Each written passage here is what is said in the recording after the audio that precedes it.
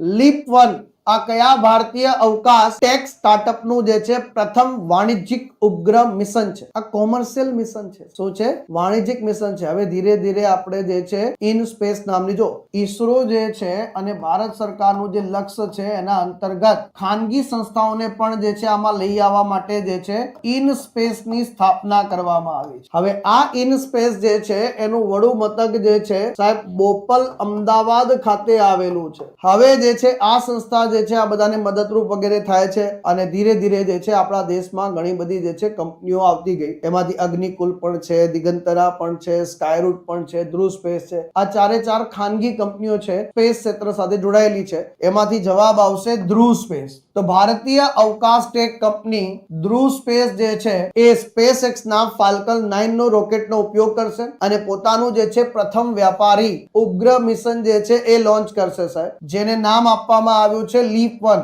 Leap 1 એટલે કે launch, experiment, analyse અને પ્રોગ્રેસ કરવું સાહેબ. તો આને ટૂંકમાં જે છે આ પહેલું વ્યાપારી મિશન ઉપગ્રહ છે અને એઆઈ અને પૃથ્વી નિરીક્ષણ માટે જે છે આંતરરાષ્ટ્રીય પેલોડ પણ પોતાની સાથે લઈ જશે. આને કોના દ્વારા બનાવવામાં આવેલું છે ભાઈ? તો હૈદરાબાદ ખાતે આવેલું ધ્રુવ સ્પેસ પ્રાઇવેટ લિમિટેડ અને સાથે સાથે જે છે અકુલા ટેક ઓસ્ટ્રેલિયાનું અને એસ્પર સેટેલાઇટ ઓસ્ટ્રેલિયા, આ જ કોઈના સહયોગથી આને તૈયાર કરવામાં આવ્યું છે.